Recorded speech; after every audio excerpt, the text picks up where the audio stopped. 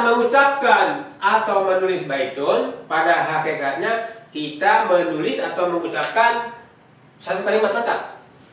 Yaitu kalau rumahnya misalnya yang kita tunjuk ini jaraknya dekat, maka kita gunakan kata tunjuk ada huwa baitun. Kalau diterjemahkan ke bahasa Indonesia, ini dia sebuah rumah. Tetapi ingat saudara, bahwa tadi saya katakan huwa ini setara dengan is. Huwa ini setara dengan is. Yaitu dia berperan seolah-olah merupakan sebuah linking verb kalau dalam bahasa Inggris ya.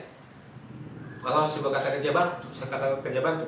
Jadi dengan kata lain, huwa bisa berarti is. Huwa bisa berarti is. Kalau di dalam bahasa Indonesia, diterjemahkan ke bahasa Indonesia, huwa ini bisa menjadi adalah. Adalah. Jadi hadza huwa baitun, terjemahannya adalah ini adalah sebuah rumah. Di bawah bahasa Inggris, this is a house. Jadi jelas ya, bahwa satu kata bermakna satu kalimat. Dengan kata lain, asas makna bahasa Arab adalah kalimat. Bahasa Arab adalah bahasa yang sentence basic meaning, bukan word basic meaning. Nah, kenapa? Kalau demikian pertanyaannya, kenapa bisa demikian? Kenapa satu kata bisa bermakna satu kalimat? Kenapa satu kata dalam bahasa Arab bisa bermakna satu kalimat? Prinsip apa? Peraturan apa? Dalil apa yang digunakan untuk itu? Nah, dalil yang perlu diperhatikan oleh kita semua adalah dalil yang sering diajarkan ketika kita mempelajari balaghah. Ketika kita mempelajari balaghah, mempelajari stilistika atau sastra Arab, ada sebuah dalil yang sering dipotong dalil itu ya, dipotong menjadi apa? Menjadi al-maklum, al-maklumu makhlub, al-maklum makhlub, al-maklumu makhlubun, mahdhufun. Apa? Al-maklum mahdzuf. Selengkapnya di sini ada kata lain yang tidak diikutkan, tidak diucap. Sebenarnya lengkapnya adalah fasahatul kalam al-maklum mahdzuf ya. Fasahatul kalam al-maklum mahdzuf. Tapi kalau kita ambil ini saja sudah cukup. Al-maklum mahdzuf. Jadi apa itu fasahatul kalam al-maklum mahdzuf? Ini adalah sebuah prinsip dalam sastra Arab, bahwa sebuah kalam, sebuah kalimat, sebuah wacana yang baik itu, yang fasih, artinya fasih itu yang indah, yang tepat, yang benar, yang mengenai sasaran, itu harus menggunakan prinsip al-maklum mahdzuf. Al-maklum mahdzuf yang sudah diketahui, yang sudah dimengerti oleh pembicara dan pembaca, atau pembicara dengan yang mendengar, itu maka kata-kata itu yang sudah sama-sama diketahui tidak perlu diucap kalau disampaikan dalam bentuk ucapan, tidak perlu ditulis kalau disampaikan dalam bentuk tulisan.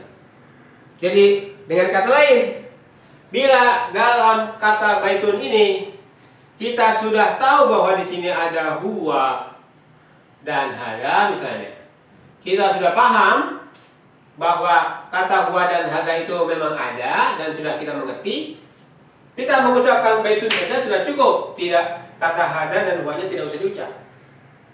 Atau kalau kita contohkan ke dalam kalimat bahasa Indonesia, misalnya ketika kita memanggil tukang bakso atau sopir taksi misalnya kan kita cukup berteriak bakso. Nah, kata bakso ini sudah mewakili maksud kita, bahwa kita memanggil tukang bakso. Kalau kata bakso itu mau kita lengkapkan, maka yang muncul adalah sebuah kalimat kira-kira, hei abang tukang bakso, mari sini, saya mau beli, ya, seperti dalam anak-anak ya. Atau hei abang taksi, mari sini, saya mau menggunakan taksi Anda, gitu kan? Saya mau menyewa taksi Anda. Nah, itu semua cukup kita ucapkan dengan kata bakso atau taksi, gitu. Nah, ini ya. Nah, cuma kita orang Indonesia tidak menyadari bahwa dengan menggunakan cara seperti itu, yaitu dengan meneriaki bakso atau taksi, itu sebenarnya kita sudah menggunakan prinsip al-maklum mahlub, ya. Kita tidak pernah menyadari itu. Dan memang dalam bahasa Indonesia tidak ada dalil al-maklum mahlub, ya. Hanya di dalam pelajaran bahasa kita temukan dalil al-maklum mahlub. Nah, ini sebuah prinsip berbahasa yang seharusnya dipahami mulai dari tingkat SD sampai ke tingkat perguruan tinggi. Nah, jadi terakhir ya, mau saya simpulkan kembali, saya ajak Anda kembali kepada pernyataan semula ya, bahwa di dalam hierarki bahasa Arab itu yang menempati hierarki terendahnya ada kalimat. Sedangkan di dalam bahasa-bahasa lain yang menempati hierarki terendahnya adalah kata. Itu perbedaannya ya, bahasa Arab dengan bahasa-bahasa yang lain.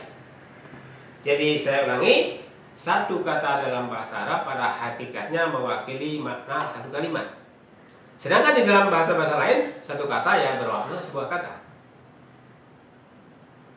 Kemudian karena satu kata bermakna sebuah kalimat, maka kata benda itu mewakili kalimat kata benda, kalimat nominal.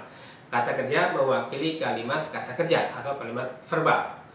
Yang di dalam bahasa Indonesia kalimat verbal itu tidak ada ya. Artinya dalam bahasa Arab kan kalimat verbal itu adalah kalimat yang dimulai dengan kata kerja.